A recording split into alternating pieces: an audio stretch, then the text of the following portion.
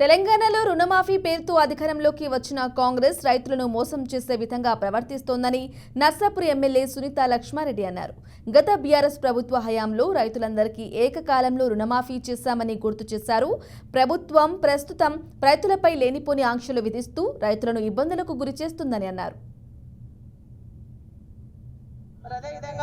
మన రైతు నాయకులైనటువంటి వాళ్ళ మైసయ్య గారు, యాదవ్ గౌడ్ గారు, ఇంకా చాలా మంది రైతులు ఈ రోజు రైతుల పక్షాన ఈ రోజు మద్దతు తెలుపుతూ ఈ రోజు ఇక్కడ ఈ కార్యక్రమంలో మనం ధర్నా నిర్వహించడం జరుగుతోంది.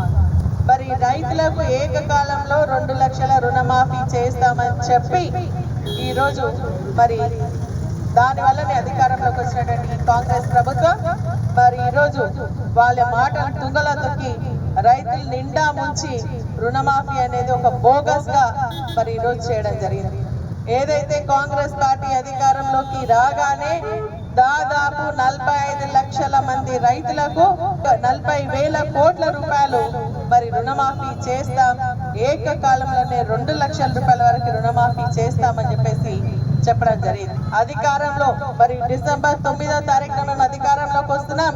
అధికారంలోకి రాగానే మేము ఈ రుణమాఫీ ఏకకాలంలోనే చేస్తామని చెప్తే రైతులందరూ కూడా కేసీఆర్ గారు బాగా చేసిండ్రు,